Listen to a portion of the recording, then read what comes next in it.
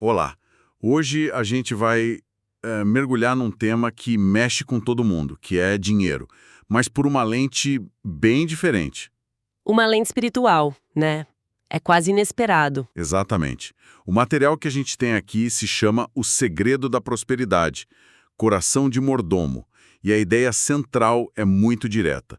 Coração alinhado, vida alinhada. Isso. A grande sacada é que, para esse material, finanças não é só sobre planilhas, sobre aplicativo, é algo muito mais profundo. Um espelho de como a gente tá por dentro, sabe? Uhum. E a nossa missão aqui é entender como esses princípios, que são todos tirados da Bíblia, propõem um jeito de lidar com o dinheiro sem aquele nó na garganta da ansiedade, do medo e principalmente da dívida. Olha, e o que chama atenção logo de cara é essa busca por uma integração total.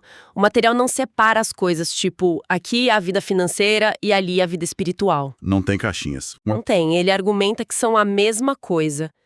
Que o jeito que a gente lida com nossos recursos é um reflexo direto, quase uma confissão das nossas convicções mais profundas. Certo. E é bom dizer logo de cara, isso aqui não é um guia de como ficar rico. Longe disso.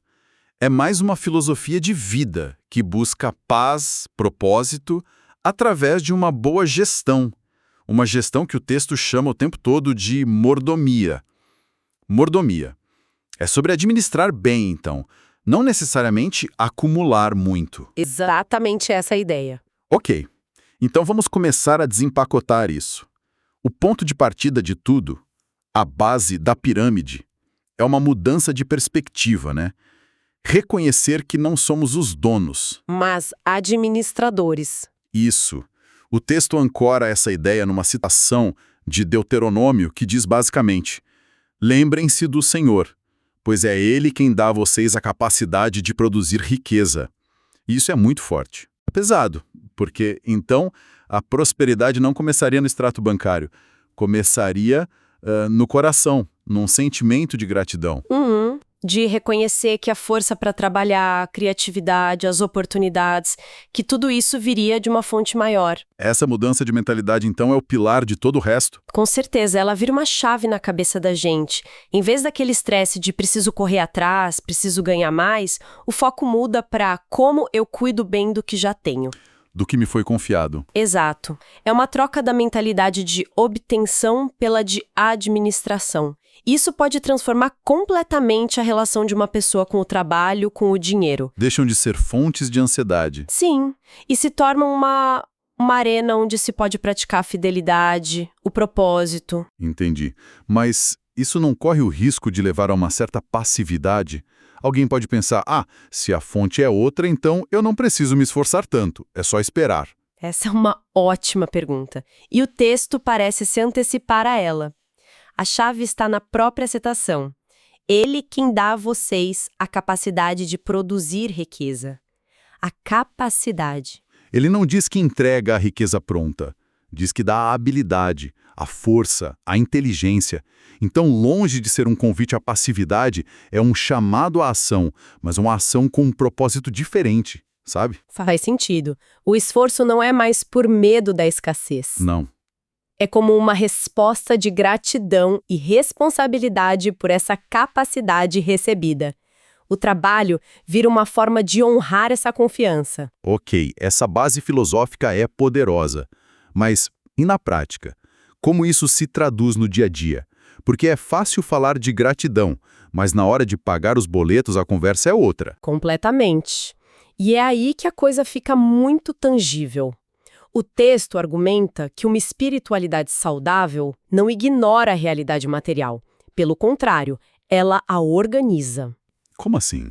Um exemplo que ele usa é o de Lucas, quando Jesus fala sobre a importância de calcular o custo antes de construir uma torre, para não parar no meio do caminho. E passar vergonha, né? Isso! O material interpreta isso de forma direta. Planejar, fazer orçamento, saber para onde o dinheiro está indo. Tudo isso não é só técnica de consultor financeiro, é um princípio de sabedoria espiritual. Peraí, então fazer um orçamento pode ser um ato de fé, segundo essa visão? Isso é bem contraintuitivo. É. Exato. A gente tende a pensar que fé é o oposto de planejamento, né? É confiar no desconhecido. Sim, mas o texto vira essa lógica de cabeça para baixo. A impulsividade, o viver sem planejar, isso seria, na verdade, presunção. A fé genuína, segundo essa linha de raciocínio, se manifesta em ações prudentes. Nossa, isso se conecta com outro princípio prático muito forte no material, que é o de poupar. Ele cita provérbios que têm uma imagem muito forte. Na casa do sábio há tesouro, mas o insensato devora tudo. O sábio acumula, guarda, tem reserva, e o outro gasta tudo. Exato. Isso me lembra muito o conselho moderno de ter uma reserva de emergência. É basicamente a mesma ideia. É a mesma ideia, mas a motivação por trás é radicalmente diferente. E aí está um dos ahás momentos do material. A finança moderna te diz para guardar por medo. E se você perder o emprego? E se ficar doente? A motivação é a ansiedade sobre o futuro. Isso. O que o texto propõe é guardar dinheiro não por medo, mas por sabedoria e honra. É a atitude de um bom mordomo que se prepara, que é prudente. O resultado final é o mesmo. Uma conta com dinheiro guardado. Mas o caminho emocional para chegar lá é o oposto. Exatamente. Uma jornada é baseada na ansiedade, a outra na fidelidade. Nossa, essa distinção da motivação é realmente a virada de chave. E seguindo essa linha de construção, o material fala sobre o ritmo desse crescimento. Porque a nossa cultura é a do fique rico rápido, né? Sim, e ele vai totalmente na contramão disso. Há uma defesa clara do processo lento e consistente. A referência aqui é outro provérbio que diz: o dinheiro ganho com desonestidade se dissipará, mas quem o ajunta aos poucos terá cada vez mais. Quem ajunta aos poucos é um balde de água fria no imediatismo. É um modelo anti-loteria. A ideia de que o trabalho constante, a disciplina, de juntar pouco a pouco, é o caminho honrado e, no fim das contas, o mais sólido. É uma contracultura completa. Hoje, tudo é vendido como um atalho. Esse material parece valorizar justamente o caminho mais longo. Exatamente, porque o foco não é apenas o resultado final, a riqueza, mas a formação do caráter durante o processo. Ah, interessante. A riqueza construída gradualmente, com paciência, com trabalho honesto, forja virtudes na pessoa. É uma validação do processo em si. O texto sugere que a bênção não está só no destino, mas na jornada disciplinada para chegar lá. Ok, então já vimos sobre a mentalidade de base, sobre planejar, poupar, ter paciência, mas e o que não fazer? O material deve falar sobre os perigos, as armadilhas financeiras, certo? Sim, e é muito enfático em duas áreas principais: a dívida e o consumo sem propósito. Dívida. Esse é um ponto sensível. Muito. Sobre a dívida, a instrução citada é de Romanos: não devam nada a ninguém a não ser o amor. A visão do texto sobre a dívida é pesada. Ela é descrita não apenas como um problema matemático, De juros compostos. isso, mas como algo que rouba a paz, a liberdade de escolha e, principalmente, a capacidade de ser generoso. O texto chega a descrevê-la como uma corrente espiritual, isso é forte. Sim. Mas como essa visão lida com as dívidas que a sociedade considera boas? Tipo, um financiamento para casa, um empréstimo estudantil? Essa é a pergunta de $1 milhão. O material não entra nessa casuística específica de dívida boa versus dívida ruim, mas a gente pode inferir. A aversão é a dívida de consumo, aquela feita por impulso. Para satisfazer um desejo momentâneo. Isso, uma dívida de investimento, como por uma casa, provavelmente seria analisada sobre a ótica do planejamento. Foi uma decisão calculada, a pessoa tem um plano claro para quitá-la. O alerta principal é contra a escravidão que a dívida de consumo gera, sabe? Entendi. A análise é mais sobre a função e o peso da dívida. E a outra armadilha era o consumo sem propósito, né? Isso. E a reflexão vem de uma pergunta em Isaías: por que gastar dinheiro naquilo que não é pão e o seu trabalho naquilo que não satisfaz? É um convite para a gente olhar para o nosso próprio carrinho de compras e perguntar o que está por trás disso aqui. Exatamente. É uma necessidade real ou eu estou tentando preencher um vazio? Aliviar o estresse de um dia ruim?